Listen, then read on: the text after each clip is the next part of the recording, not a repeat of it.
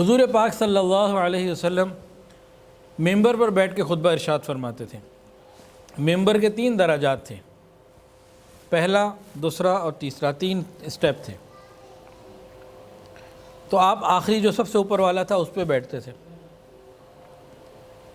حضرت ابوبکر صدیق رضی اللہ تعالیٰ عنہ جب ممبر پہ بیٹھنے لگے کہ وہی ممبر رسول تھا جس پہ نبی علیہ السلام بیٹھا کرتے تھے، صدیق اکبر نے جب قدم بڑھایا، پہلے پہ قدم رکھا، پھر دوسرے پہ بیٹھ گئے، تیسرے درجے تک جا نہیں سکے،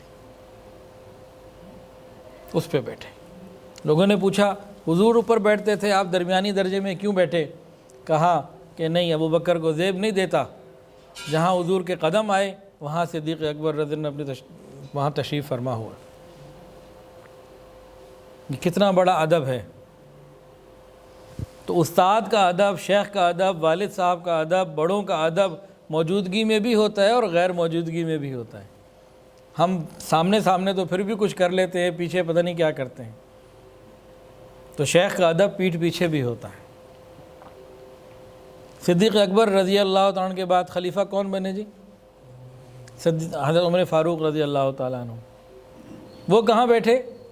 وہ وہاں بیٹھے تیسرے درجے پہ جہاں صدیق اکبر رضی اللہ عنہ کے قدم آتے تھے، وہاں بیٹھے۔ یہ ادب کی مثال ہے۔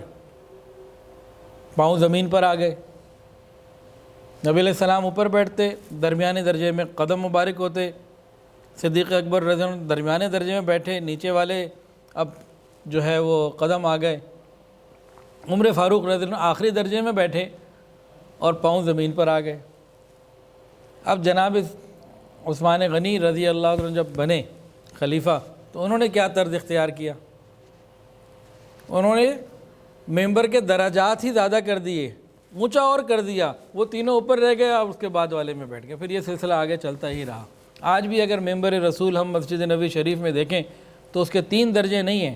آپ ادھر لاہور کی مسجدوں میں تلاش کریں، 3 ممبر، ہر ممبر کے 3 درجے ہوں گے، اور وہاں دیکھتے ہیں تو وہ تو جناب 10-12 ہیں۔ تو آپ نے عثمان غنی رضی اللہ تعالیٰ عنہ نے اپنے بڑوں کے 3 درجوں کو اوپر کر دیا، خود نیچے بیٹھ گئے۔ یہ صحابہ کرام کی ادب کی، ایک دوسرے کے بھی ادب کی اور نبی علیہ السلام کی ادب کی بہترین مثال ہے۔ تو ہمیں بھی اپنے بڑوں کا ادب کرنا چاہیے، اللہ کرے ہمیں مل جائے۔ ویڈیو کے نیچے سبسکرائب کے بٹن پہ کلک کریں، بیل کے آئیکن پہ کلک کیجئے تاکہ ہر نئی ویڈیو کی نوٹیفیکیشن آپ کو مل جائے۔